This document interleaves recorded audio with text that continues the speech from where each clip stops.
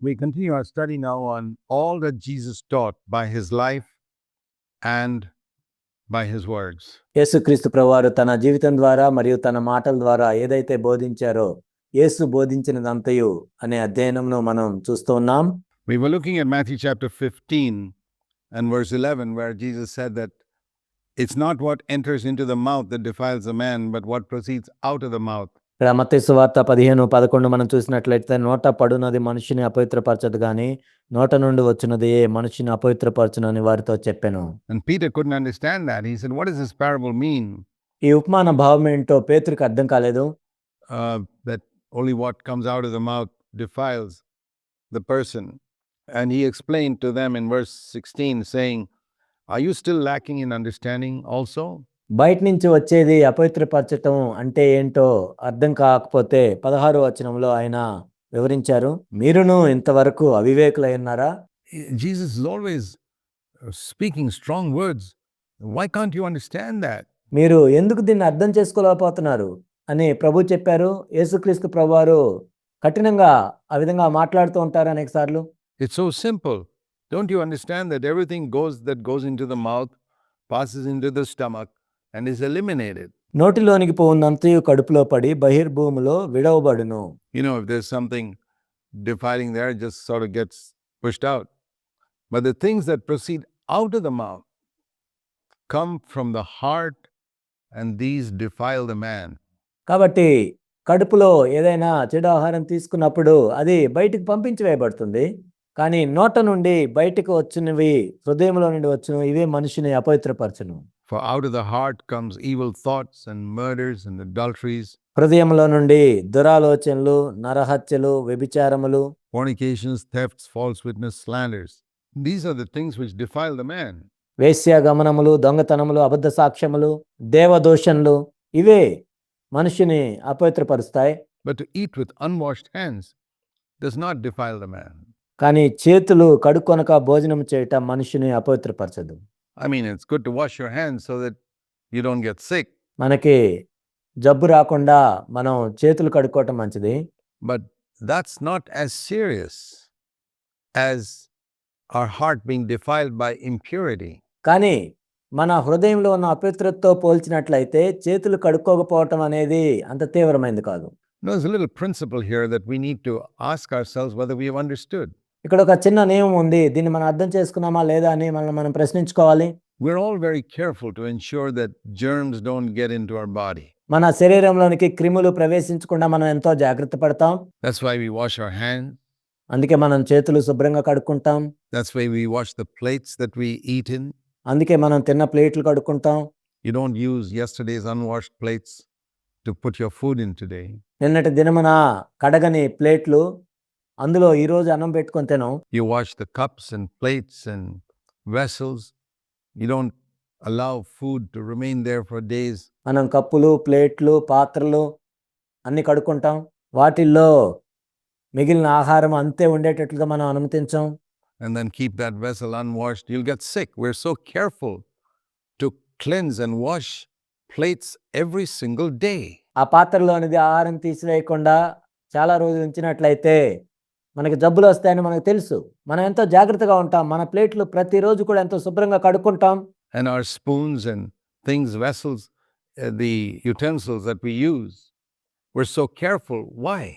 స్పూన్లు, పాత్రలు, మనం ఉపయోగించే అన్ని పరికరాలు కూడా శుభ్రంగా కడుక్కుంటాం. మనం ఎంతో జాగ్రత్తగా ఉంటాం. ఎందుకని?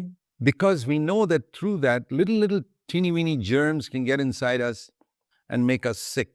ఎందుకంటే వాటి ద్వారా చిన్న చిన్న సూక్ష్మ క్రిములు మనలోనికి ప్రవేశించి మనకు రోగం వస్తుందని. And what the Lord is saying is, if I were to paraphrase his words, ఇక్కడ ప్రభు చెప్పేది ఏంటంటే దాన్ని సొంత మాటల్లో చెప్పాలంటే, if you're so careful about washing plates and utensils and to make sure that defiling things don't go into your body, which will never ruin you spiritually, మీ పాత్రలు, మీ ప్లేట్లు, మీరు ఉపయోగించిన పరికరాలు కడుక్కోవటంలో మీరు ఎంతో జాగ్రత్తగా ఉంటారు. ఎందుకంటే ఆ సూక్ష్మక్రిములు మీ లోపల ప్రవేశించకుండా ఉండాలని, ఆత్మీయంగా అవి మిమ్మల్ని అపవిత్రపరచవు. why aren't you careful about the things that get into your heart that defile you spiritually? ఆత్మీయంగా మిమ్మల్ని అపవిత్రపరిచేవి మీ హృదయంలో ప్రవేశించకుండా మరెందుకు జాగ్రత్త పడరు? So the question here is, are you more afraid of sickness that comes through bad food ఇక్కడ ప్రశ్న ఏంటంటే చెడు ఆహారం ద్వారా మీకొచ్చే రోగానికి మీరు భయపడుతున్నారా? than about sin that comes through reading things and seeing things that are not good, movies? మీరు చెడ్డ సినిమాలు, చెడ్డ విషయాలు చూడటం ద్వారా, వినటం ద్వారా మీలోనికి పాపం ప్రవేశించే దానికంటే కూడా ఎక్కువగా On the internet, pictures and other things that defile you. Internet ద్వారా, కొన్ని బొమ్మల ద్వారా మిమ్మల్ని అపవిత్రపరిచే వాటి విషయంలో Are you more disturbed by that? Are you very careful about food, but you're careless about something far more serious? ఆహారం నుంచి వచ్చే వాటి విషయంలో అయితే మీరు ఎంతో జాగ్రత్తగా ఉంటున్నారు, కానీ మీ ఆత్మను అపవిత్రపరిచే వాటి విషయంలో ఎంతో నిర్లక్ష్యంగా ఉంటున్నారు. And here is where our Christianity is tested. ఇక్కడే మన క్రైస్తవత్వం అనేది పరీక్షించబడుతూ ఉంటుంది. If you're really a spiritually minded person, this is one good test to find out. నువ్వు నిజంగా ఆత్మ సంబంధమైన మనసు కలిగిన వ్యక్తివైతే ఇక్కడ పరీక్షించుకోవటానికి ఒక మంచి పరీక్ష ఉంది. Whether you're deceiving yourself or whether you're really spiritual. నిన్ను నువ్వు మోసం చేసుకుంటున్నావా లేక నిజంగా ఆత్మీయుడిగానే ఉన్నావా? If you're really spiritual, you would be more afraid of sin than of sickness. నువ్వు నిజంగా ఆత్మ సంబంధుడైన వ్యక్తివైతే రోగము కంటే కూడా ఎక్కువగా నువ్వు పాపానికే భయపడతావు. You'd be more afraid of sin that defiles your heart than sickness that comes through something you ate, something that went into you, into your stomach.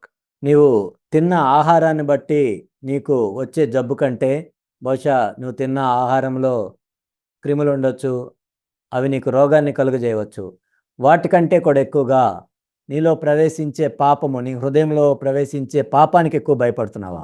And, it was a bug that caused you sickness. Maybe you got typhoid or jaundice, కొన్ని సూక్ష్మ క్రిములు నీకు జబ్బులను తీసుకొస్తాయి. Typhoid, jaundice, hepatitis because of something you drank or ate. Hepatitis, ఏదో తాగిన దాన్ని బట్టో తిన్నదాన్ని బట్టో. Are you careful about that, concerned about that immediately when you get it to seek to cleanse yourself and to avoid it? నువ్వు దాన్ని జాగ్రత్తగా పట్టించుకుంటున్నావా? నీకు ఆ రోగం రాగానే దాన్ని వెంటనే తీసివేయటానికి ప్రయత్నం చేస్తున్నావా? Look at the number of injections people take in order to avoid these sicknesses.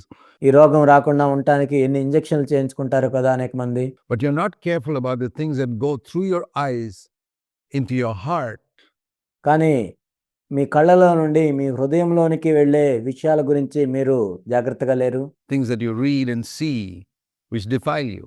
నువ్వు చదివే విషయాలు, చూసే విషయాలు ఏవైతే నిన్ను అపవిత్రం చేస్తున్నాయో వాటిని బట్టి. There are movies which they put 5 or 10 seconds of a sex scene sometimes. కొన్ని సినిమాల్లో అయితే కేవలం 5-10 సెకండ్ల నిడివిలో కొన్ని సెక్స్కి సంబంధించిన దృశ్యాలు పెడతారు. Just to stimulate people.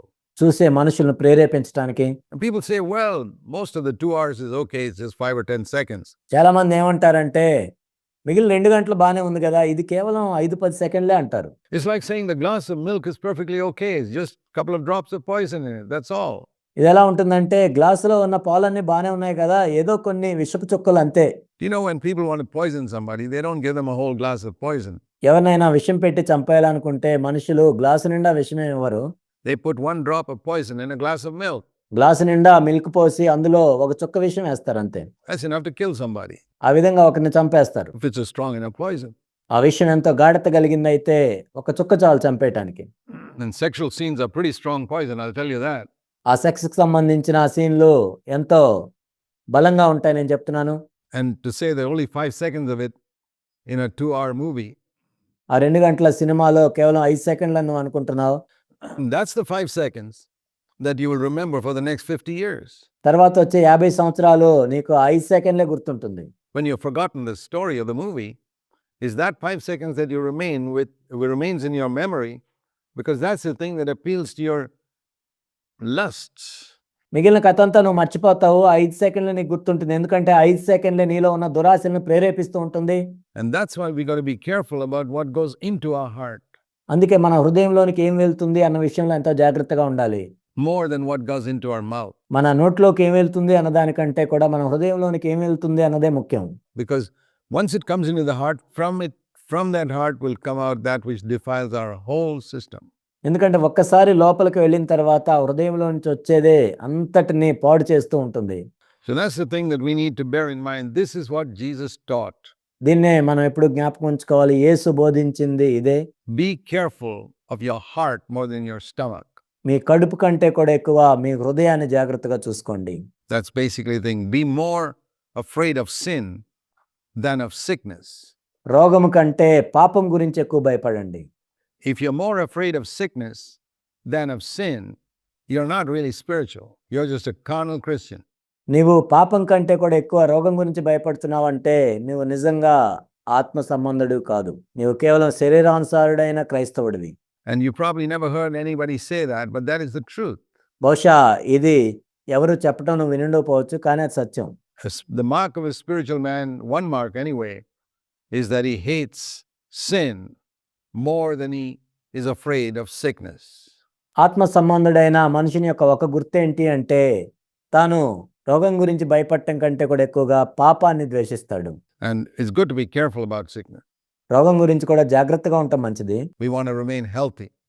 I'll tell you honestly, I'm far more interested in being holy than in being healthy. ఆ విధంగా మనం ఆరోగ్యంగా ఉంటాం. కానీ నేను చెప్తున్నాను, నేను ఆరోగ్యంగా ఉండటం కంటే పరిశుద్ధంగా ఉండటం మీదే నాకు ఎక్కువ ఆసక్తి. I mean, if there's a flu around town, it's possible that if you are careless, we can pick it up. ఈ పట్టణంలో ఒక అంటువ్యాధి వచ్చినట్లయితే మనం నిర్లక్ష్యంగా ఉన్నట్లయితే మనకు కూడా వస్తుంది అది. If we are weak and our immune system is not so strong, we can pick it up. That doesn't mean you're unspiritual. మన రోగ నిరోధక శక్తి తగ్గిపోయినప్పుడు అది మనకు కూడా వ్యాపిస్తుంది. అంత మాత్రాన నువ్వు ఆత్మ సంబంధుడు కాదు అని కాదు. But there's defilement worse than the flu all around us in the world. కానీ ఈ లోకంలో మనం చూసినట్లయితే ఏ విధమైన అంటువ్యాధి కంటే కూడా ఎక్కువగా అపవిత్రత మన చుట్టూ ఉంది విస్తరించి. Particularly in the entertainment world. ముఖ్యంగా ఈ వినోదానికి సంబంధించిన లోకంలో What comes over television and all that. And if you're not worried about that, if you're more worried about a flu or a chicken pox going around town, TV programmes వాటన్నిటిలో ఇది ఎంతగానో ఎక్కువగా ఉంటుంది. దాని గురించి నువ్వు ఆలోచించకుండా మీ పట్టణంలో వచ్చే చికెన్ పాక్స్ గురించో లేకపోతే ఒక అంటువ్యాధి గురించి ఎక్కువ భయపడుతున్నట్లయితే than about the defilement that's constantly coming in the air through TVs and movies and టీవీలు, సినిమాలు వీటిల్లో ఆ గాల్లో నుండి ఆ తరంగాల్లో ఎంతో అపవిత్రత అనేది వస్తుంది. CDs of music and etc. Music సీడీలు ఇలాంటివన్నీ కూడా. Things like that. If you're not concerned about it, I wonder whether you're even born again. వాటి గురించి నువ్వు ఎక్కువగా పట్టించుకున్నట్లయితే అసలు నువ్వు తిరిగి జన్మించావా లేదా అని నేను ఆలోచిస్తాను. A born again person is very sensitive to these things. ఒక తిరిగి జన్మించిన వ్యక్తి వీటి విషయంలో ఎంతో సున్నితత్వం కలిగి ఉంటాడు. See, it's only a person who's dead, who's not disturbed by corruption around him. ఒక చనిపోయిన వ్యక్తి మాత్రమే తన చుట్టుపక్కల జరుగుతున్న అపవిత్రత గురించి పట్టించుకోడు. When we are spiritually, if you are healthy, you immediately react. Think if some bad food were put into your mouth. కానీ మనం ఆత్మ సంబంధంగా ఆరోగ్యంగా ఉన్నట్లయితే మనం వెంటనే స్పర్శ కలిగి ఉంటాం. ఉదాహరణకి మీరు చూసినట్లయితే మీరు ఏదైనా ఒక చెడు ఆహారాన్ని తీసుకున్నట్లయితే, Spoiled food that's been rotten for the last 3-4 days. గత 3-4 దినాల నుండి ఉండిపోయిన కుళ్ళిపోయిన ఆహారం ఉన్నట్లయితే As soon as it touches your tongue, you immediately feel the taste. Hey, this is bad food. What do? మీ నాలుక తగిలిన వెంటనే ఇదేంటి ఇంత చెడ్డ ఆహారం ఇది అని వెంటనే మీరేం చేస్తారు? You don't swallow it. You don't taste it for a few more seconds. You spit it out immediately. మీరు దాన్ని లోపలికి మింగరు, ఇంకాసేపు దాన్ని రుచి చూడరు, వెంటనే దాన్ని ఊసేస్తారు బయటికి. It's an immediate reaction. వెంటనే ఆ విధంగా ప్రతిస్పందిస్తాం. As soon as bad food comes into your tongue, God has given us a sensitive tongue that it can immediately detect bad food. దేవుడు మనకి మంచి నాలుకనిచ్చాడు కాబట్టి చెడు ఆహారాన్ని అది తాకిన వెంటనే ఆ విధంగా స్పందిస్తూ ఉంటుంది. And that's why He's given us a sense of taste. అందుకే ఆయన మనకి రుచిని కనుక్కోవటానికి కూడా వాటికి సంబంధించినవి ఇచ్చాడు. We immediately spit it out. That's a protection. Our sense of taste is a protection for us. వెంటనే మనం ఊసేస్తాం. కాబట్టి ఆ రుచి తెలుసుకుండేవే మనకి భద్రతగా ఉన్నాయి. In the same way, as soon as anything that's sinful that's going to defile our heart comes, we should spit it out immediately. అదేవిధంగా మన హృదయంలోనికి కూడా ఏమైనా పాపానికి సంబంధించినవి లోపలికి వస్తూ ఉన్నట్లయితే వెంటనే వాటిని ఊసేయాలి. Do you do that? నువ్వు ఆ విధంగా చేస్తున్నావా? Then you're a spiritual man. ఆ విధంగా చేస్తున్నట్లయితే నువ్వు ఆత్మ సంబంధుడైన మనుష్యుడివి. You read something, or you look into a magazine, there's a picture there that tempts you, turn the page immediately. నువ్వేదో చదువుతున్నావు, లేకపోతే ఒక మ్యాగజైన్ చూస్తున్నప్పుడు నిన్ను శోధించే ఒక బొమ్మను చూసావు, వెంటనే ఆ పేజీని తిప్పుతావు. That's a spiritual man. It's like spitting out something from your mouth. నీ నోట్లో నుంచి చెడు ఆహారాన్ని ఊసేసినట్లుగా నువ్వు అలా చేసినట్లయితే నీవు ఆత్మ సంబంధుడైన వ్యక్తివి.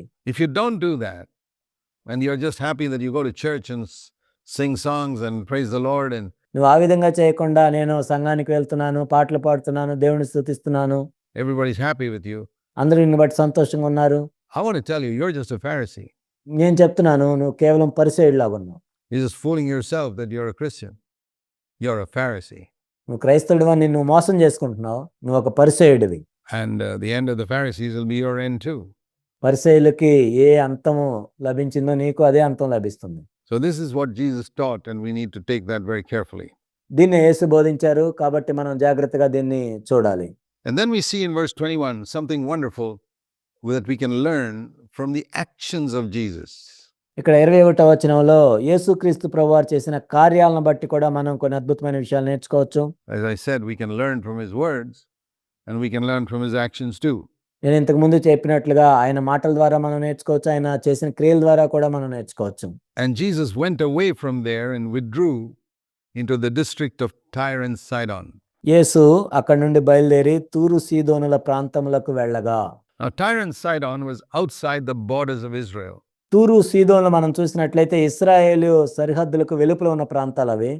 Jesus hardly ever went outside the borders of Israel. This is one of the only times he went. యేసుక్రీస్తు ప్రభువారు ఇశ్రాయేలు సరిహద్దులు దాటి వెళ్ళిన ఒకే ఒక్కసారి ఇది. And it's interesting why he went. He once said, I'm only called to deal with people in Israel. ఆయన ఎందుకు వెళ్ళాడు అని చూడటం ఎంతో ఆసక్తికరంగా ఉంటుంది. ఒకసారి ఆయన చెప్పింది ఏంటంటే, నేను ఇశ్రాయేలు వారికి సువార్త చెప్పటానికే వచ్చాను అని ఆయన చెప్పారు. He says that right here in verse 24. I was sent only to the lost sheep of the house of Israel. 24వ వచనంలో ఆయన చెప్పింది ఏంటంటే, ఇశ్రాయేలు ఇంటివారే నశించిన గొర్రెల యొద్దకే గాని మరి ఎవరి యొద్దకు నేను పంపబడలేదని. He said, that's it. Why did he go to Tyre and Sidon then? మరి అలా అయితే తూరు సీదోను ఎందుకు వెళ్ళాడు ఆయన? When he was sent only to the lost sheep of the house of Israel. ఇశ్రాయేలు ఇంటివారే నశించిన గొర్రెల యొద్దకే ఆయన పంపించబడినప్పుడు. That's a very interesting thing, and particularly when you see where he was. I mean, if you compare this with other Gospels, he was by the lake of Galilee, the Sea of Galilee. ఆయన ఎక్కడ ఉన్నాడు అని చూసినట్లయితే మనకు ఆశ్చర్యకరంగా ఉంటుంది. వేరే సువార్తల్లో మనం చూసినప్పుడు ఆయన గలిలయ సముద్ర తీరమున ఉన్నట్లుగా మనం చూస్తాం. And from there, if you look at a map, Tyre and Sidon is probably about 80 kilometers away by road. అక్కడ నుండి మన మ్యాప్లో చూసినట్లయితే తూరు సీదోనుల ప్రాంతము 80 కిలోమీటర్ల దూరం ఉంటుంది రోడ్డు మార్గాన. And Jesus didn't travel by chariots. There was no other mode of transport available to Christ other than his own 2 feet. యేసుక్రీస్తు ప్రభువారు రథముల మీద ఏం వెళ్ళలేదు. ఆయన 2 కాళ్ళు తప్ప ఆయన వెళ్ళటానికి మరొక ప్రయాణ సాధనాలు ఏమీ లేవు ఆయనకి. Can you imagine how long it took for him to walk 80 kilometers? 80 కిలోమీటర్ల దూరం నడిచి వెళ్ళటానికి ఆయనకు ఎంత సమయం పట్టి ఉండొచ్చు? Or even if it was 60 kilometers. ఒకవేళ 60 కిలోమీటర్లు అయినా సరే It would have taken him a whole day. ఆయనకి రోజంతా పట్టి ఉండొచ్చు. I mean, if he was continuously walking, it would take 16 or 17 hours. నిరంతరం నడుస్తూ వెళ్తే 16-17 గంటల సమయం పడుతుంది. Why did he walk such a big distance? ఎందుకు అంత దూరం ఆయన నడిచి వెళ్ళారు? It's a very interesting question. ఇది ఎంత ఆసక్తికరమైన ప్రశ్న. And there he beheld a Canaanite woman. అక్కడ ఒక కనానీయురాలైన స్త్రీ ఆయన దగ్గరకు వచ్చింది. Now the Canaanites were the people whom Israelites were supposed to destroy completely. కనానీయులు ఎవరంటే ఇశ్రాయేలీయుల వారు సంపూర్ణంగా నాశనం చేయాలి కనానీయుల్ని. In the Old Testament, పాత నిబంధనలో all the Canaanites were supposed to be killed. But you know, the Israelites did not kill all the Canaanites. కనానీయులు అందరూ చంపేయబడాలి. కానీ మీకు తెలుసు ఇశ్రాయేల్ వారు కనానీయుల్ని అందరినీ చంపేయలేదు. And because they did not kill all of the Canaanites, some of the Canaanites survived. వాళ్ళు కనానీయులందరినీ చంపేయలేదు కాబట్టి కొంతమంది కనానీయులు మిగిలే ఉన్నారు. And here's one of them, అందులో ఒక స్త్రీ, ఏమే a Canaanite woman who survived all the way up to Jesus' time. From Joshua's time 1500 years earlier, her ancestors down to this generation. 1500 సంవత్సరాల క్రితం యెహోషువ దగ్గర నుంచి యేసుక్రీస్తు ప్రభు కాలం వరకు కూడా తరతరాల నుండి వస్తూ ఉన్నప్పుడు ఈ స్త్రీ కూడా ఉంది. And she came out from that region. She had heard about Jesus. యేసుక్రీస్తు ప్రభువారు ఆ ప్రాంతంకు వెళ్ళినప్పుడు యేసు ప్రభువు గురించి ఆమె కూడా వినింది. And she came to him and said, "Have mercy, O Lord, Son of David." He was not an Israelite, but she recognized. ఆమె ఇశ్రాయేలుకు సంబంధించిన స్త్రీ కాదు, కానీ ఆమె గుర్తించి దావీదు కుమారుడా ప్రభువా నన్ను కరుణింపుము అని వేడుకొంది. And she said, "O Son of David, my daughter is cruelly demon possessed." నా కుమార్తె దయ్యం పట్టి బహుబాధపడుచున్నదని కేకలు వేశాను. She didn't bring her daughter with her. తనతో పాటు తన కుమార్తెను ఆమె తీసుకొని రాలేదు. Her daughter was in the house maybe a few kilometers away. తన కుమార్తె తన ఇంట్లోనే కొన్ని కిలోమీటర్ల దూరంలో ఉంది. She came alone to where Jesus was staying. యేసుక్రీస్తు ప్రభువారు ఎక్కడైతే ఉన్నారో అక్కడికి ఆమె ఒకటే వచ్చింది. And he did not answer a word, or maybe on the road. లేక బహుశా రోడ్డు మీద వెళ్తున్నప్పుడు ఆమె వచ్చిండొచ్చు. And his disciples came to him and kept asking him, "Send her away, send her away." She's just following after us and shouting after us as we're going down the road. అప్పుడు శిష్యులు వచ్చి ఏమంటున్నారంటే ఈమె మన వెంబడి వచ్చి కేకలు వేయుచున్నది గనుక ఈమెను పంపివేయమని ఆయన్ను వేడుకుంటున్నారు. He answered and said to her, "I was not sent to you folks. I was sent only to the sheep of the house of Israel." Now, అప్పుడు ఆయన ఏమన్నారంటే ఇశ్రాయేలు ఇంటి వారే నశించిన గొర్రెల యొద్దకే గాని మరి ఎవరి యొద్దకు నేను పంపబడలేదని చెప్పారు. one would think that Jesus is being a little hard here. ఇక్కడ ఎవరైనా ఏమనుకుంటారంటే యేసుక్రీస్తు ప్రభువారు ఏంటి కఠినంగా ఉన్నారని అనుకుంటారు. But very often when Jesus spoke to people, he was testing them. కానీ అనేక సార్లు యేసుక్రీస్తు ప్రభువారు అలా మాట్లాడినప్పుడు వారిని పరీక్షిస్తూ ఉంటాడు. Remember this, and when he speaks to you, he's testing you as well. దీన్ని ఎప్పుడు మనం గుర్తుంచుకోవాలి. ప్రభు ఈరోజు నీతో కూడా అలా మాట్లాడుతున్నా ఆయన నిన్ను పరీక్షిస్తున్నాడు. He was testing her. ఆయన ఆమెను పరీక్షిస్తున్నాడు అక్కడ. I mean, she did not know that Jesus had walked a whole day, 17 hours, only to help her. ఆమెకు తెలియదు యేసుక్రీస్తు ప్రభువారు రోజంతా 16-17 గంటలు నడిచి వచ్చింది కేవలం ఆమె కోసమే అని. Because we read that immediately after that, verse 29, he departed and went back. ఎందుకంటే ఆ తర్వాత మనం చదువుతాం వెంటనే 29వ వచనంలో ఆయన మరలా తిరిగి వెళ్ళిపోయినట్లుగా చూస్తాం. To the Sea of Galilee. గలిలయ సముద్ర తీరానికి వచ్చినట్లుగా చూస్తాం. So he walked 80 kilometers up and 80 kilometers back, 160 kilometers or at least 120 kilometers. I don't know the exact distance. To help one person. ఆయన 80 కిలోమీటర్లు వెళ్ళి మరలా తిరిగి 80 కిలోమీటర్లు 160 కిలోమీటర్లు కనీసం 120 కిలోమీటర్లు అయినా ఆయన వచ్చాడు. ఖచ్చితంగా దూరం నాకు తెలియదు, కానీ ఒక్క మనిషికి సహాయం చేయటానికి. So how can we say that a person who walks 120 kilometers to help one person was despising that person? ఒక వ్యక్తికి సహాయం చేయటానికి 120 కిలోమీటర్లు వచ్చిన వ్యక్తిని ఆ వ్యక్తిని తిరస్కరించినట్లుగా మనం ఎలా చెప్తాం? He was testing that person. నిజానికి ఆయన ఆమెను పరీక్షిస్తూ ఉన్నాడు. And that's why he said, "I wasn't sent for you." అందుకే ఆయన చెప్పారు నేను నీ కోసం పంపబడలేదు అని. And she began to bow before him and said, "Lord, please help me." She wouldn't give up. ఆయనను ఆమె వచ్చి ఆయనకు మొక్కి ప్రభువా నాకు సహాయం చేయమని అడుగుతూ ఉంది. ఆమె విడిచిపెట్టలేదు. See, this is something which God always appreciates. దీన్నే ఎల్లప్పుడూ కూడా దేవుడు అభినందిస్తూ ఉంటాడు. That when you come to him in prayer, ప్రార్థనలో నీవు ఆయన దగ్గరకు వచ్చినప్పుడు and it looks as if he has not answered your prayer, చూడటానికి అది ఆయన జవాబు ఇచ్చినట్లుగా మనకు కనపడదు. you persist. అయినా మరలా వెళ్తావు. Do you do that when you pray for something? Or do you give up because you prayed once and you didn't get it? నీవు దేని గురించి అయినా ప్రార్థిస్తున్నప్పుడు నువ్వు ఇలానే చేస్తున్నావా? నువ్వేదో ఒకసారి ప్రార్థన చేసావు, నీకు దొరకలేదు కాబట్టి నువ్వు విడిచిపెట్టావా? That's why you didn't get it, because you gave up. అందుకే నువ్వు విడిచిపెట్టావు కాబట్టి నువ్వు పొందట్లేదు.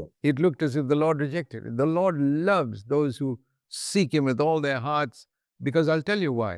ప్రభువు నిన్ను తిరస్కరించినట్లు నీకు కనపడొచ్చు, కానీ ఎవరైతే వాళ్ళ పూర్ణ హృదయంతో ప్రభువుని వెతుకుతూ ఉంటారో వాళ్ళ యందు ఆయన సంతోషిస్తూ ఉంటాడు. ఎందుకు నేను చెప్తాను. When you continue to seek God, నువ్వెల్లప్పుడూ ప్రభువుని వెతుకుతూ ఉన్నట్లయితే you are thereby expressing your faith దాని ద్వారా నీ విశ్వాసాన్ని నువ్వు వ్యక్తపరుస్తున్నావు. in the fact that God is a good God. దేవుడు మంచివాడు అని నువ్వు వ్యక్తపరుస్తూ ఉన్నావు. If you give up and pray once and you don't get it and you give up, నువ్వు ఒకసారి ప్రార్థన చేసి నువ్వు విడిచిపెట్టినట్లయితే you're thereby saying, well, I don't know whether God's a good God. He doesn't seem to care for me. దాని ద్వారా నువ్వేం చెప్తున్నావు అంటే దేవుడు మంచివాడు కాదు నాకు తెలియదు, నేను అడిగింది నేను పొందలేదు. But when you persist, you're saying, I'm convinced that God is a good God. కానీ నువ్వు పట్టు విడవక వెళ్తూ ఉన్నట్లయితే నువ్వేం చెప్తున్నావంటే దేవుడు మంచివాడు అని నేను ఒప్పించబడ్డాను అని నువ్వు వ్యక్తపరుస్తున్నావు.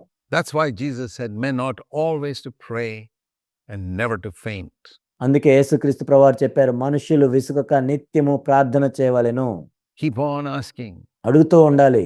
Like that widow who went to the judge again and again and again and again said, ఆ విధవరాలు మరలా ఆ న్యాయాధిపతి దగ్గరికి వెళ్ళినట్లుగా, give me justice against my enemy. నా శత్రువుకు విరోధంగా నాకు న్యాయం చేయమని. And the judge finally answered her, and Jesus said, how much more your heavenly Father will do for you. Or that other man we read of who went to his neighbor's house and kept on banging at the door saying, I want some bread at midnight. ఆ న్యాయాధిపతి మొత్తానికి న్యాయం తీర్చాడు. అప్పుడు యేసుక్రీస్తు ప్రభువు అన్నారు, ఆ న్యాయాధిపతి కంటే మీ పరలోకపు తండ్రి ఎంత శ్రేష్ఠుడో కదా.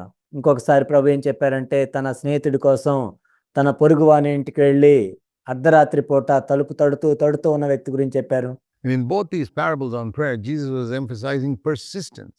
ప్రార్థన గురించి ప్రభు చెప్పిన ఈ రెండు ఉపమానాల్లో కూడా పదే వెళ్ళటం గురించి ప్రభు చెప్పారు. Persistence. పట్టు విడవక ఎల్లప్పుడూ ప్రార్థన చేయటం గురించి. I believe, my dear brothers and sisters, you will discover in the day of judgment, when you stand in heaven, that there were so many things, so very many things that God would have done for you if you had persisted a little more in asking in prayer. నా ప్రియ సహోదరులారా, నేను చెప్పేది ఏంటంటే, మీరు తీర్పు దినమున చివరి రోజున మీరు తెలుసుకుంటారు, మీరు ఇంకొంచెం ప్రార్థన చేస్తుంటే, పట్టు విడవక ఇంకా దేవుని దగ్గరికి వెళ్ళి ఉంటే, బహుశా మీరు ఇంకా అనేక విషయాలు పొందుకొని ఉండేవాళ్ళే. Instead of being lazy about it and asking once and giving up. దాని గురించి సోమరిగా ఏదో ఒకసారి ప్రార్థన చేసి విడిచిపెట్టకుండా ఉన్నట్లయితే. If she had asked once ఒకవేళ ఆమె కూడా ఒకసారి అడిగి and then given up, okay, the Lord has said he's only sent to the lost sheep of house of Israel.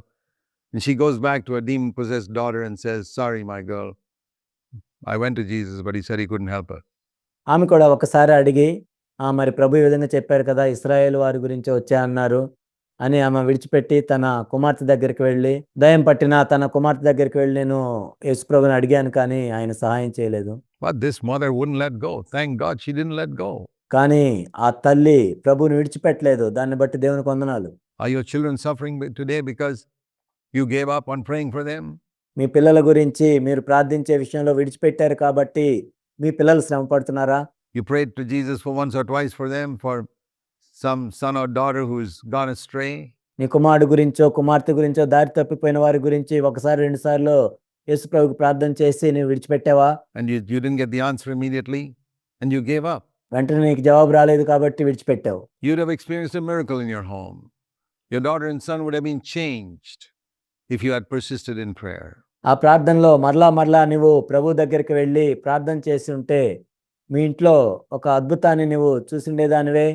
నీ కుమారుడు నీ కుమార్తె విషయంలో నువ్వు జవాబును చూసిండేదానివే. These are the lessons we learn from this example, a woman who persists in prayer for her daughter. తన కుమార్తె గురించి పట్టు విడవక ప్రార్థన చేసిన ఒక స్త్రీ గురించిన ఉదాహరణ ఇది. What a lot a mother can do for her children. తన పిల్లల గురించి తల్లి ఎంత చేయగలదో కదా. And she said, yes, Lord. And then Jesus said in verse 26, it's not good to take the children's bread and throw it to the dogs. 26వ వచనంలో యేసుక్రీస్తు ప్రభువారు ఏం చెప్పారంటే, పిల్లల రొట్టె తీసుకొని కుక్క పిల్లలకు వేయట యుక్తము కాదని చెప్పగా, one more insult as it were. ఇది చూడటానికి మరొక అవమానం లాగుంది. It was a test. కానీ నిజానికి ఇది ఒక పరీక్ష. Let me see what she says. ఆమె ఏం చెప్తుందో చూద్దాం. First of all, let me see whether she is persistent. మొదటిగా అయితే తాను పట్టు విడవక నా దగ్గరికి వస్తుందా లేదా అని ప్రభు చూశారు. Number 1 test. అది మొట్టమొదటి పరీక్ష. She passed that test. ఆ పరీక్షలో ఆమె పాస్ అయింది. Now let me see whether she is humble. ఇప్పుడు నేను చూస్తాను తాను దీనురాలా కాదా. 2 tests. Are you persistent? Are you humble? 2 పరీక్షలు. నీవు పట్టు విడవక పదే వస్తున్నావా? రెండోది, నీవు దీనురాలుగా ఉన్నావా? And she passed that test too. ఆ పరీక్ష కూడా ఆమె పాస్ అయింది. Wonderful. ఎంత అద్భుతం. Both were tests, like examinations. 2 కూడా పరీక్షలు జరిగినట్లుగా. Tough examinations. But she passed. ఇవెంత కష్టమైన పరీక్షలు, కానీ ఆమె 2 పరీక్షల్లో కూడా పాస్ అయింది. The Lord said, You're a dog. I can't give it to you. ప్రభు ఏమన్నారంటే నువ్వు కుక్క లాంటి దానివి, నేను నీకు ఇవ్వలేను అన్నాడు. And she said, Yes, Lord, I take that place of a dog. అవును ప్రభు, ఆ కుక్క స్థానాన్ని నేను తీసుకుంటున్నాను. I'm nothing. I'm nobody. నేను ఏమీ కాని దాన్ను. I deserve nothing from you. నిజానికి నీ దగ్గర నుండి పొందే అర్హత నాకేమీ లేదు. But can't the dogs get at least the crumbs that fall from the table?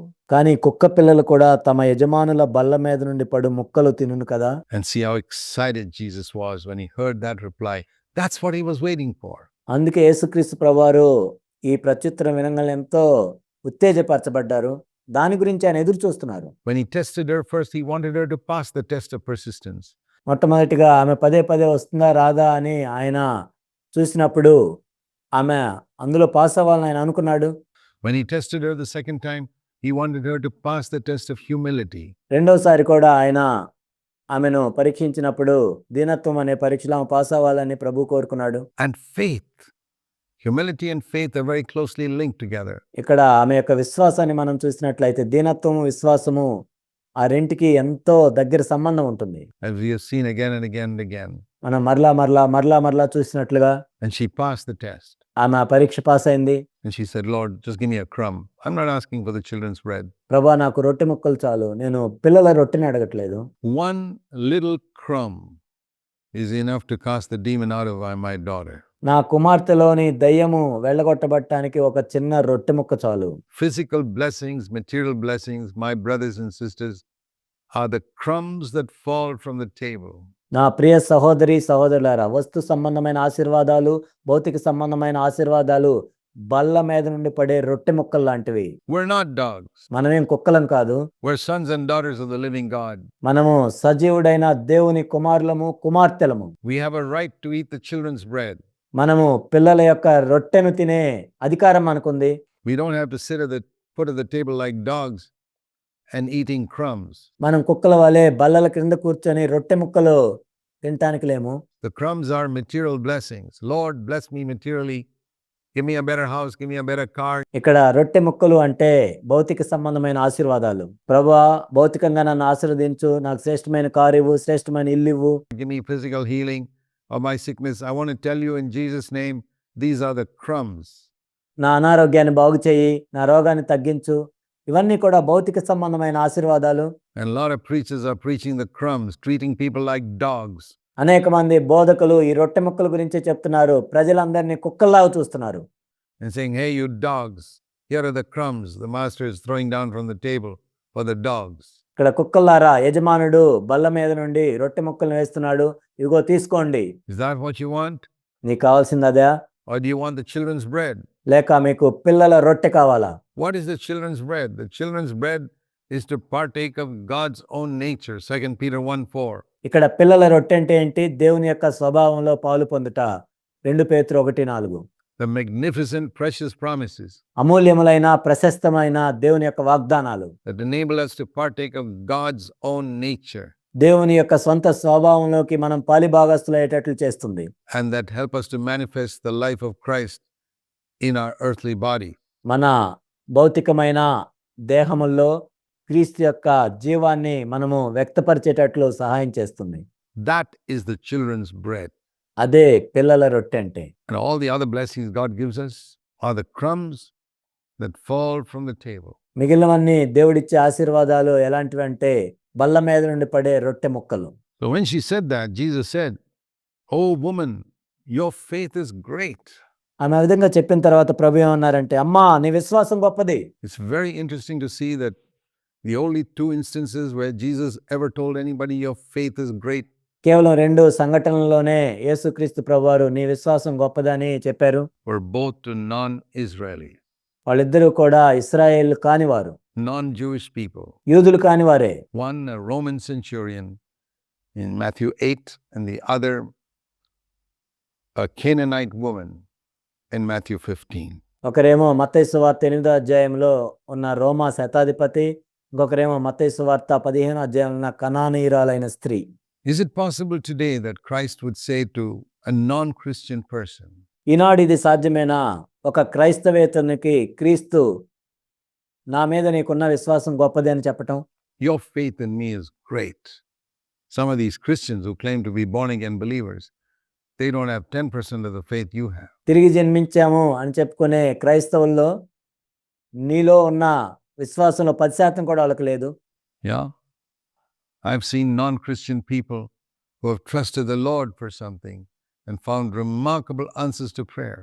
అవును, నేను కూడా చూశాను. క్రైస్తవేతరులు క్రీస్తు మీద నమ్మకం ఉంచి కొన్ని విషయాల మీద వాళ్ళు ఆ విధంగా ఉంచినప్పుడు వాళ్ళు ఎంతో అద్భుతమైన జవాబులు పొందినట్లు నేను చూశాను. And I've seen Christian people, born again Christian people, who trust in themselves and proud that they are born again. తిరిగి జన్మించిన క్రైస్తవులు వాళ్ళ మీద వాళ్ళే నమ్మకం ఉంచుకొని మేమేదో తిరిగి జన్మించాము అని గర్వించి Who don't get 1% of what that other person got who came from some non-Christian faith. క్రైస్తవేతర విశ్వాసం నుంచి వచ్చి పొందుకున్న ఆ వ్యక్తిలో కనీసం 1% కూడా ఈ వ్యక్తి పొందుకున్నట్లు నేను చూడలేదు. So what I want to say is, if we come with persistence in faith and humility, కాబట్టి నేనేం చెప్పదలుచుకున్నానంటే మనము పదే పదే ప్రభు దగ్గరికి వచ్చి దీనత్వంతో విశ్వాసంతో వచ్చినట్లయితే there's a lot we can get from God, దేవుని దగ్గర నుంచి మనం ఎంతో పొందుకుంటాం. which we won't get if we don't come with that persistence or that humility or that faith. కానీ మనము ఆ పట్టుదలతో ఆ దీనత్వంతో ఆ విశ్వాసంతో రానట్లయితే మనం ఏమి పొందలేము. And it says here the daughter was healed at once. Be it done for you as you wish, according to your faith. ఇక్కడ మనం చూసినట్లయితే ఆ గడియలోనే ఆమె కుమార్తె స్వస్థత నొందెను. నీవు కోరినట్టే నీకు అవునుగాక అని ఆమెతో చెప్పెను. You get it. నీవు పొందుతావు అని ప్రభు చెప్పారు. How terrible it would have been if she had just gone away and missed that opportunity, because Jesus never came back to Tyre and Sidon again. ఒకవేళ ఆమె వెనక్కి తిరిగి వచ్చినట్లయితే ఎంత గొప్ప అవకాశం కోల్పోయేది కదా. ఎందుకంటే మరలా యేసుక్రీస్తు ప్రభువు తూరు సీదోను ఎప్పుడు రాలేదు.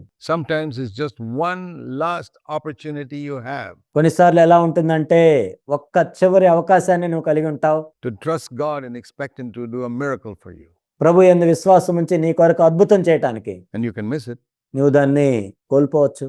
So those are the lessons we learned from this. All that Jesus taught by His life and by His words as to how we are supposed to live our earthly life today. కాబట్టి యేసుక్రీస్తు ప్రభువు తన మాటల ద్వారా తన జీవితం ద్వారా యేసు బోధించిందంతయు మనము ఇక్కడ నేర్చుకోవచ్చు. ఈనాడు మన జీవితాల్లోకి వీటిని ఏ విధంగా అన్వయించుకోవాలో నేర్చుకోవచ్చు.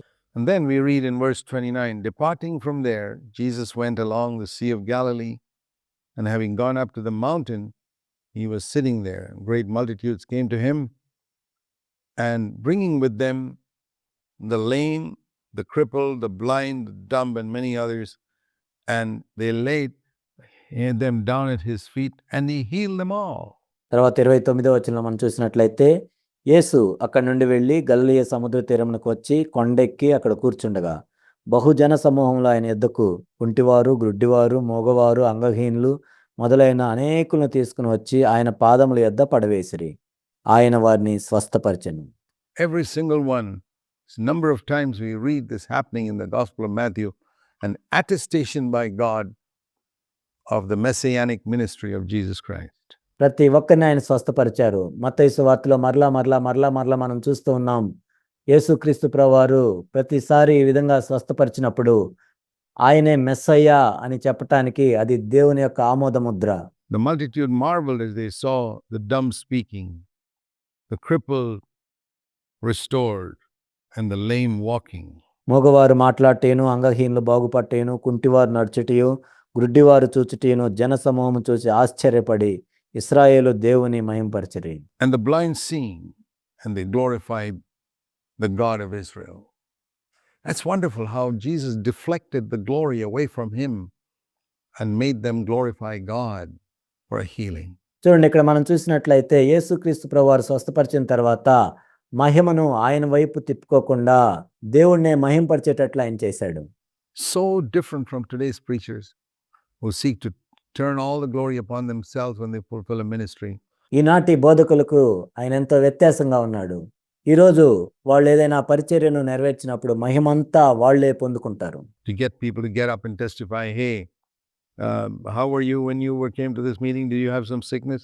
And how are you now? వాళ్ళు ఆ మీటింగ్కి వచ్చిన వాళ్ళని లేపి మీటింగ్కి రాకముందు ఎలా ఉన్నావు, ఇప్పుడు ఎలా ఉన్నావు అని సాక్ష్యం చెప్పిస్తూ ఉంటారు. And you're healed. And though they say, let's praise the Lord, the person is actually trying to get glory for himself. ఆ విధంగా చెప్పించి ప్రైజ్ ద లార్డ్ అని వాళ్ళు చెప్తారు, కానీ నిజానికి లోపల వాళ్ళని వాళ్ళే మహింపరుచుకుంటూ ఉంటారు. Here it says they glorified the God of Israel. ఇక్కడ మనం చూస్తున్నాం, వాళ్ళు ఇశ్రాయేలు దేవుణ్ణి మహింపరిచిరి. With these amazing, genuine healings of hundreds of people, they glorified the God of Israel. నిజమైన వందల మంది ఇక్కడ స్వస్థపరచబడ్డారు. వాటన్నిటిని బట్టి వాళ్ళు ఇశ్రాయేలు దేవుణ్ణి మహింపరిచారు. There are many things we can learn from the example of Jesus, what he taught us by the way he lived. యేసుక్రీస్తు ప్రభువారు ఆయన జీవించిన జీవన విధానాన్ని బట్టి అనేక విషయాలు మనం నేర్చుకోవచ్చు. దాని ద్వారా ఆయన అనేక విషయాలు బోధించారు. And now we go to Matthew 15 and verse 32. మత్తయి సువార్త 15:32 ఇప్పుడు చూద్దాం. And Jesus called his disciples and said to them, I feel compassion for this multitude because they have been with me now, remained with me for 3 days and had nothing to eat. అంతటా యేసు తన శిష్యుని పిలిచి, ఈ జనులు నేటికి 3 దినముల నుండి నా యొద్దనున్నారు, వారికి తిననేమీ లేదు గనుక వారి మీద కనికరపడుచున్నాను. And I do not wish to send them away hungry, lest they faint on the way. Look at the consideration. వారు మార్గములో మూర్ఛపోవుదురేమో అని వారిని ఉపవాసంతో పంపివేయుటకు నాకు మనసు లేదని వారితో చెప్పెను. ఇక్కడ చూడండి, యేసుక్రీస్తు ప్రభువు యొక్క మనసుని మనం చూస్తూ ఉన్నాం వారి గురించి. And Jesus had, these guys have been with me for 3 days. They haven't eaten a thing. వీళ్ళు నా దగ్గర 3 రోజుల నుంచి ఉంటున్నారు, వాళ్ళు ఏమీ తినలేదు. Now they walk back, some of them will faint on the way. The strong ones may get home, but some may faint along the way, and I don't want that to happen. కొంతమంది ఆ విధంగానే వాళ్ళని ఇంటికి పంపివేస్తే, కొంతమంది బలవంతులు ఇంటికి వెళ్తారేమో కానీ మిగిలిన వాళ్ళు మూర్చిపోతారు. ఆ విధంగా వాళ్ళని పంపివేయటం నాకు ఇష్టం లేదు. So he says, we got to give them something to eat. కాబట్టి వాళ్ళకి తినటానికి మనం ఏమైనా ఇవ్వాలి. And he said, I don't want them to send them away hungry. ఆకలితో వాళ్ళని పంపివేయటం నాకు మనసు లేదు. And the disciples said to him, where can we get so many loaves in a desolate place to satisfy such a great multitude? అప్పుడు శిష్యులు ఏమన్నారంటే, ఇంత గొప్ప జనసమూహం తృప్తిపరచుటకు కావాల్సిన రొట్టెలు అరణ్య ప్రదేశంలో మనకు ఎక్కడి నుండి వచ్చునని ఆయనతో అన్నారు. And Jesus said to them, how many loaves do you have? అప్పుడు యేసుప్రభు ఏం అడిగారంటే, మీ వద్ద ఎన్ని రొట్టెలు ఉన్నవని వారిని అడిగారు. Yes, it's 7 and a few small fish. This is a second instance of feeding the multitude. 7 రొట్టెలు కొన్ని చిన్న చేపలు ఉన్నాయని వాళ్ళు చెప్పారు. అంతమంది జనసమూహానికి భోజనం పెట్టడం ఇది రెండోసారి. And he took the 7 loaves and the fish and gave thanks. అప్పుడు ఆయన ఆ 7 రొట్టెలను ఆ చేపలను పట్టుకొని కృతజ్ఞతాస్తుతులు చెల్లించి, This was Jesus' habit, ఇది యేసుక్రీస్తు ప్రభువారి యొక్క అలవాటు, always to give thanks before eating. తినే ముందు కృతజ్ఞతలు తెలియజేయటం. Father, I deserve nothing, but you've given me food. Thank you so much. ప్రభువా, నిజానికి నేను దేనికి యోగ్యుని కాను, మీరు తినటానికి ఆహారం ఇచ్చారు, అందుని బట్టి వందనాలు. A thanksgiving is the expression of a humble man acknowledging that whatever he got is the gift of God. A wonderful habit. కృతజ్ఞతలు చెల్లించటం అనేది ఒక దీనుని యొక్క గుర్తది. నిజానికి నేను దేనికి యోగ్యుని కాదు, దేవుడే నాకు ఇచ్చాడు అని వ్యక్తపరచటం. To develop. He gave thanks and he broke the bread and started giving them to the disciples. ఇది నేర్చుకోవటానికి ఎంతో అద్భుతమైన అలవాటు. ఆ తర్వాత ఆయన ఆ రొట్టె విరిచి తన శిష్యులకు ఇచ్చెను. And the disciples then turned to the multitude and they all ate and were satisfied. They picked up what was left over, the broken pieces, 7 large baskets full. శిష్యులు జనసమూహమునకు వడ్డించిరి, వారందరూ తిని తృప్తి పొందిన మీదట మిగిలిన ముక్కలు 7 గంపల నిండా ఎత్తిరి. And those who ate for 4,000 besides women and children. స్త్రీలను పిల్లలను గాక తినిన వారు 4,000 మంది పురుషులు. And again he sent away the multitudes. Then he got into the boat. తర్వాత ఆయన ఆ జనసమూహమును పంపివేసి దోణి ఎక్కి వెళ్ళిపోయారు. So here again we see a second instance where Jesus fed the multitude. He was always concerned. ఇక్కడ యేసుక్రీస్తు ప్రభువారు అంతమంది జనసమూహానికి భోజనం పెట్టిన రెండవ సందర్భం ఇది. ఎప్పుడు కూడా ఆయన మనుషుల గురించి పట్టించుకునేవారు. But the other thing that struck me here was, have you ever seen anyone spending 3 days at a conference without eating? They were not thirsty, they probably drank something, but they were hungry. ఇక్కడ నేను గమనించిన ఇంకో విషయం ఏంటంటే, మీరు ఎప్పుడైనా కానీ ఏ కాన్ఫరెన్స్లో అయినా 3 రోజుల నుండి తినకుండా ఉన్న వాళ్ళని మీరు చూసారా? వాళ్ళు దాహం కొనలేరు, అంటే బహుశా వాళ్ళు నీళ్లు తాగుండొచ్చు, కానీ వాళ్ళు ఆకలి కొని ఉన్నారు. But they never complained. And this is not a small number. There were 4,000 men plus women and children. Verse 38 means probably 7,000-8,000 people there. అక్కడ ఉన్న వాళ్ళు ఏమీ తక్కువ సంఖ్య కాదు. 4,000 మంది పురుషులున్నారు, స్త్రీలున్నారు, తర్వాత పిల్లలున్నారు.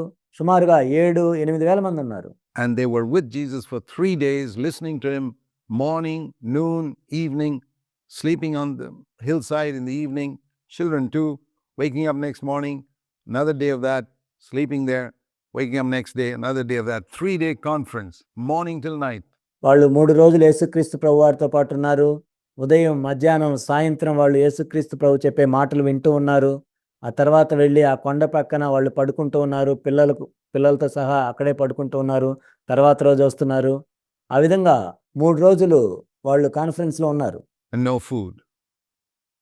Boy, we'll have a revival if we have conferences like that. కానీ వాళ్ళు 3 రోజులు తినటానికి ఏమీ తిండి లేదు. నిజంగా మనం అలాంటి కాన్ఫరెన్స్‌లు కలిగినట్లయితే ఎంతో ఉద్యోగం కూడా వస్తుంది మనలో. Where food is not the main thing, but we're so eager to hear the word of God. అక్కడ ఆహారం ప్రాముఖ్యమైనది కాదు, కానీ దేవుని యొక్క వాక్యము వినటానికి మనం ఎంతో ఆశపడి ఉన్నట్లయితే. We'll close there and continue our study in our next episode. మనము ఇక్కడ ముగించి తర్వాత అధ్యయనాన్ని తర్వాత ఎపిసోడ్‌లో కొనసాగిద్దాం.